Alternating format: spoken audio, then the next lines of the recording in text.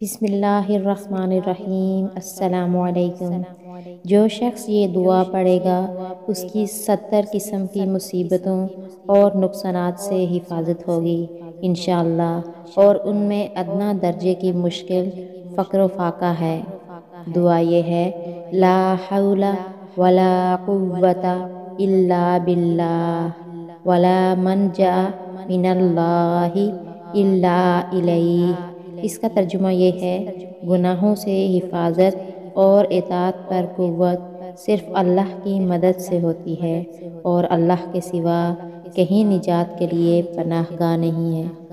پریشانی اور غم دور کرنے کا ایک نبوی نسخہ۔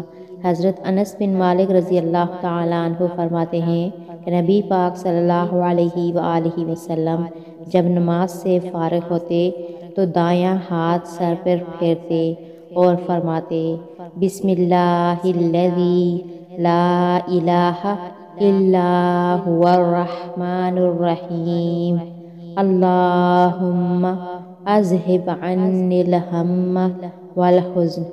اس کا ترجمہ یہ ہے: اللہ کے نام سے شروع کرتا ہوں جس کے سوا اور کوئی معبود نہیں، وہ بڑا مہربان اور بہت رحم کرنے والا ہے۔ اے اللہ، تو ہر فکر اور غم کو مجھ سے دور فرما دے۔ ایک روایت میں یہ ہے کہ اپنا دایاں ہاتھ اپنی پیشانی پر پھیرتے اور فرماتے: اللہم اذہب عنی الہم والحزن۔ اے اللہ، تو فکر اور غم کو مجھ سے دور فرما دے۔ اللہ پاک سے دعا ہے کہ اللہ پاک ہم سب کو عمل کرنے کی توفیق عطا فرمائے۔ آمین۔